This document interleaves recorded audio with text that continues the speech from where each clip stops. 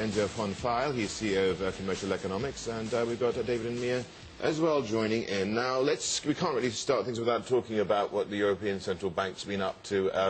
When is quantitative easing quantitative easing? Well, when they actually admit that they're doing it, because the Bundesbank has been doing this for some time rather surreptitiously. So I think quantitative easing is definitely already happening.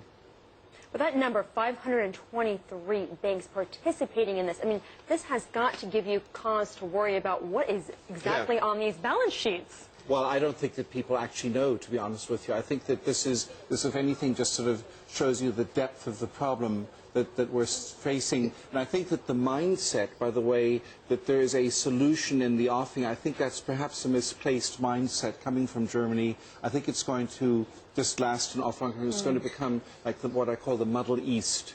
Do you think the banks know what's on their balance sheets? Do you think they themselves know? They themselves know, but they won't reveal to the authorities. No, I think that a lot of the stuff is probably being surreptitious. And just playing devil's advocate here, I mean, you can borrow this money so cheaply, you can probably make a return on it and say, oh, why not? It's free money. Yeah. Well, that's what's going to happen. They're going to have a carry trade. They're not going to be lending to real companies. They're just going to be going and buying government bonds, so they borrow low and invest in high-yielding instruments. I mean, the last time this happened was in 2009. I think 50% of the banks actually did go through this carry trade, right, where they went through the sovereign bond yields. But to what extent do you think this year is going to be different, where you're going to see a lot of people not engage in this carry trade and maybe refinance their balance sheets and refinance some of their assets that they currently hold right now?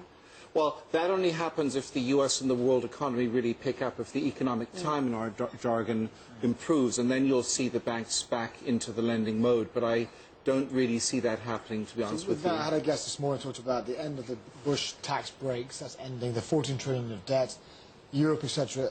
All this as headwinds. Next year, the big problem seems to be a banking crisis, doesn't it? I think it's going to be, well, I think it's going to be, well, no, I think it's going to be more like Japan. The banks just won't lend. So that's going to be a big mess.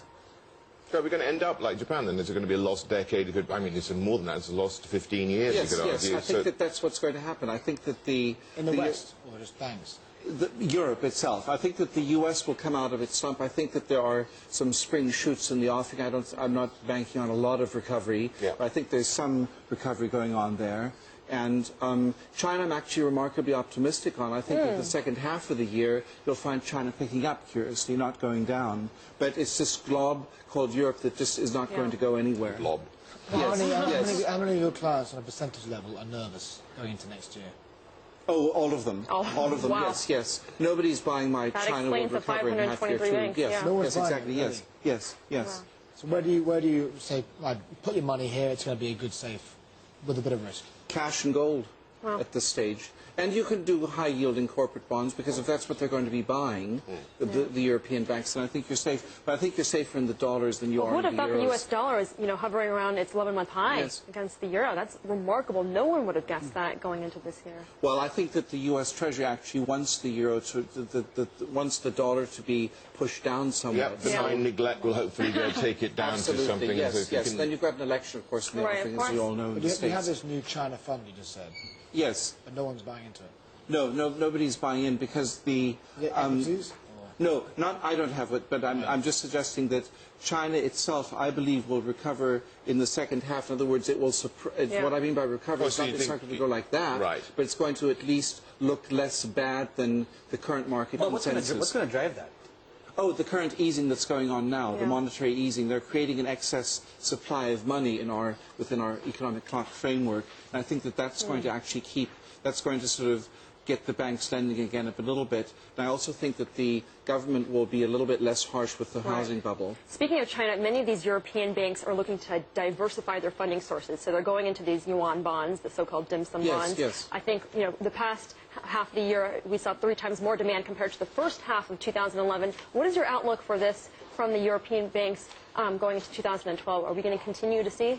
I think you will, but it depends a little bit on the U.S. Treasury. If they allow the euro to really fall out of bed, and if the euro were to go down to 118, 120, 125... Remember it being 89 US cents. Yes, that's right, absolutely. Then I think you will find the buying of renminbi bonds go through the roof, actually. And I think that it will anyway, just because people are looking for a new reserve currency. Quite remarkable. Silence is a Silence, yes, silence is very But golden. of all the countries next year, we always say Korea, South Korea, because they're export reliant. Which one in Asia is the most vulnerable to the European situation, to the US situation, even if China is slowing? Well, I mean, I think that we in Hong Kong are quite vulnerable because we have a lot of funding from the European banks here. Yeah. So that would be my guess. Because we're seeing capital outflows now, aren't we? Yes, For sure. yes, we can actually yes. see it with the amount of layoffs taking place in the city now too, and it's looking like we're finding somebody might be able to afford to rent a flat here as well finally next year. Heaven help us, yes. Right. Yes. And so that as they try and recapitalise their balance sheets there in Europe, and do we see more of that looking ahead?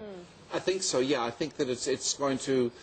Normally, when brokers start firing people, you know that it's the end of the bear market. That's kind of that's the street sort of talk about things like this. But I think that there are also structural messes going on because so much of the banking system relies on European funding.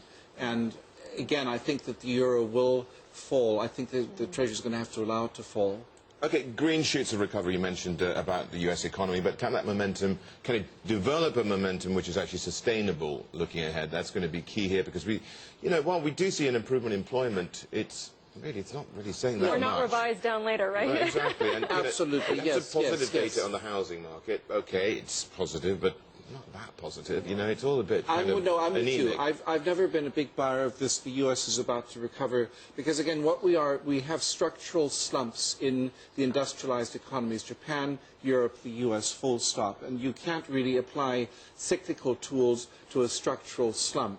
We had this in the 70s, we had this in the 80s in the States, and I think that we're going to be seeing this again. So when I refer to green shoots of recovery, they are really, really, really small, and they're not very sustainable because the American companies aren't about to go into major hiring So they're mode. invisible green They're shoots. invisible green shoots, yes. Okay, Still so below not the really green surface. shoots then, are yes, they? Yes. Enzio, thank you so much. Thank you very much. And have a great Christmas, Enzio. Absolutely. Thank Happy you very holidays. much. Thank you. Enzio von Pfeil there from Commercial Economics.